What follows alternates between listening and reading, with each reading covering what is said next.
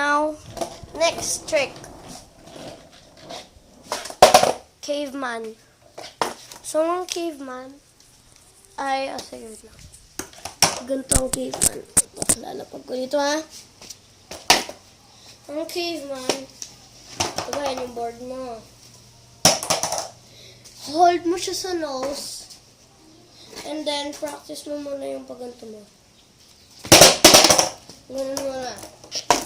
And then, practice landing 1 foot at a time.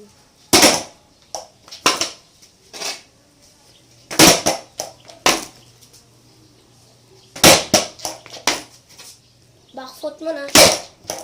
Para masanay yung back foot nyo, lumagay siya dito. Maglagay. Next, front foot. Front foot.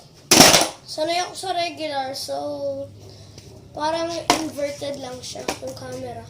Kaya, front foot muna. Yun. Practice mo yun hanggang comfortable ka na.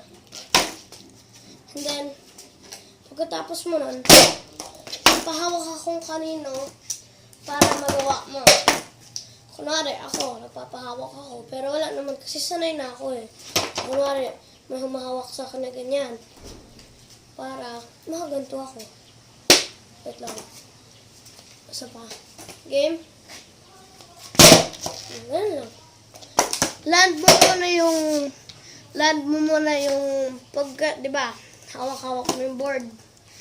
Hold mo sa nose, ha? Sa gitna ng nose, kahit saan kung gusto mo.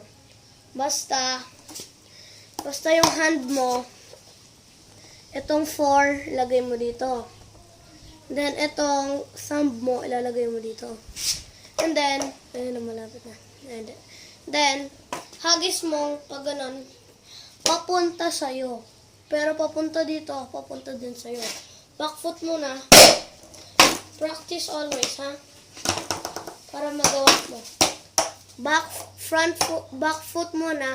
Diba? Pagkahagis mo, back foot muna maglaland bago ang front foot. Parang ganito lang. Ganun lang. Okay? Goodbye, guys. See you in the next video.